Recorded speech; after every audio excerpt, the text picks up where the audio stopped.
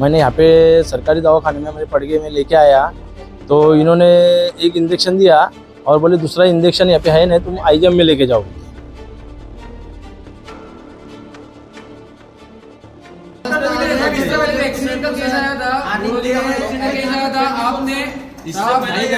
इनके लापरवाही की वजह से आज मेरा बच्चा मरा है, मेरे बच्चे का इंतकाल हुआ है।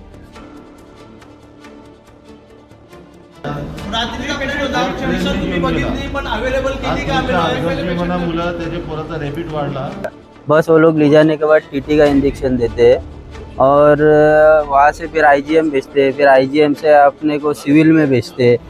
मग जास्त असतं ना, जे मास्क पण घेतलेलं असतं ते ग्रेड 3 असतं। हॉस्पिटल के बारे में कहना है, मेरे पास से बहुत सी कंप्लेंट आती है कि पड़गा हॉस्पिटल लापरवाही कर रहा है।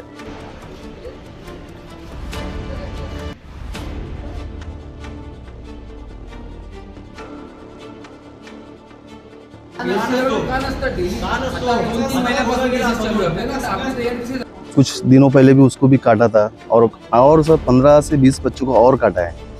हाँ, तो अभी वो कोई किधर जा रहा है, कोई किधर जा रहा है। सरकार में तो वैक्सीन का कुछ सुविधा है नहीं। हर जगह की खबरें सबसे पहले।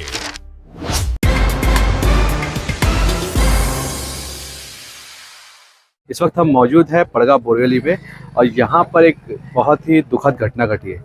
जी हाँ, एक 5 साल का बच्चे को कुत्ते ने काट लिया था। लगभग 20 दिन पहले का ये हादसा है और आज उसकी मौत हो गई है।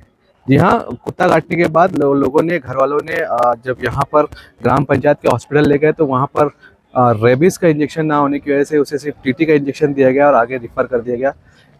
यहाँ के लोगों ने आईजीएम हॉस्पिटल का भी दरवाज़ा खटखटाया, मगर वहाँ भी फैसिलिटी नहीं होने की वजह से उसे पहले सिविल, बाद में कस्तूरबा हॉस्पिटल ले जाया गया।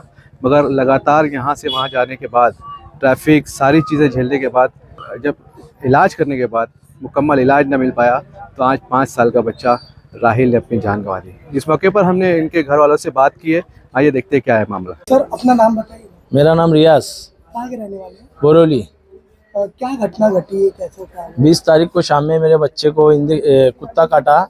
मैंने यहाँ पे सरकारी दवाखाने में मेरे पड़गे में लेके आया तो इन्होंने एक इंजेक्शन दिया और बोले दूसरा इंजेक्शन यहाँ पे है नहीं, तुम आईजीएम में लेके जाओ बोलते।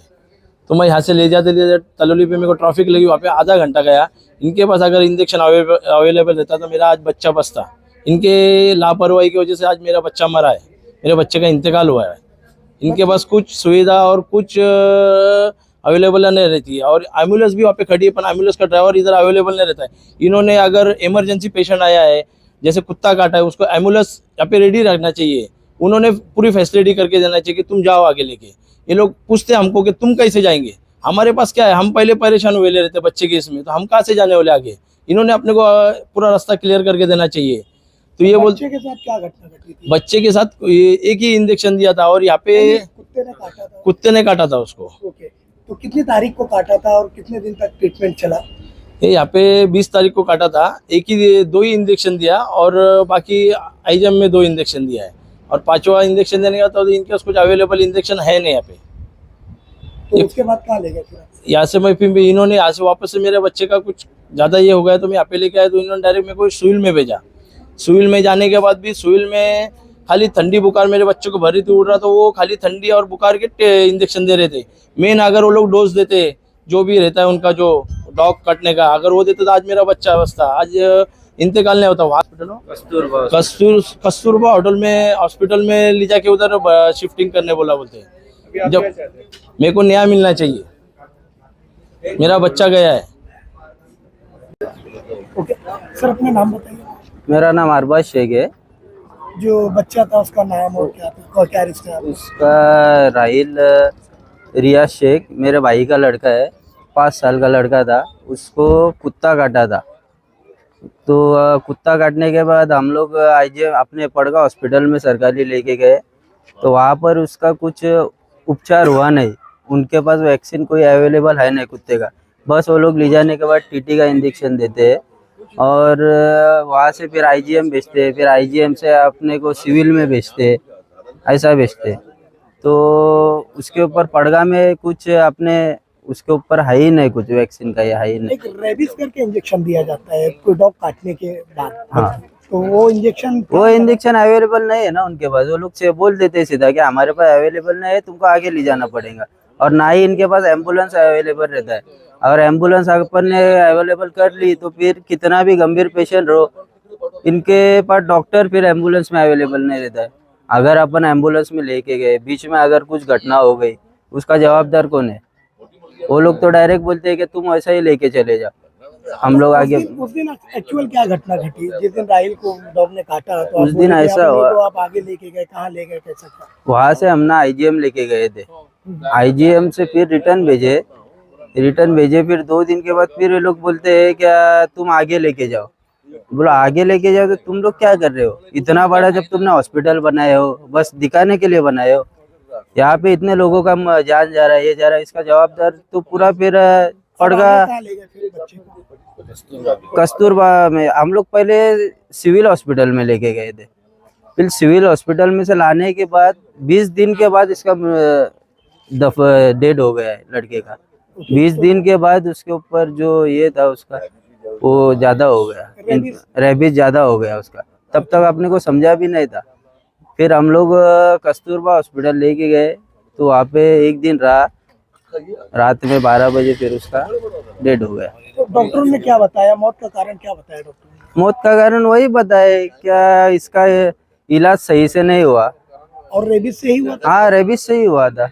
अपने पास वीडियो है उसका, लड़के को जो है रेबीज हो गया, वो क्या हरकतें कर रहा था, उसका वीडियो भी अपने पास। अभी आप लोग क्या चाहते हैं?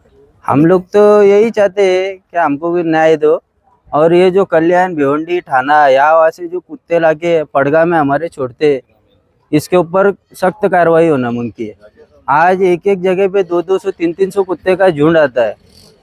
अगर कोई उनके छोटा बच्चा तो जो अभी वो एक दिन में 15-16 लोगों को कुत्ता काटा है, तो पड़ जाए इसका जवाबदार तो सीधा यही है ना, पुलिस प्रशासन, ग्राम पंचायत, ये सब हुआ।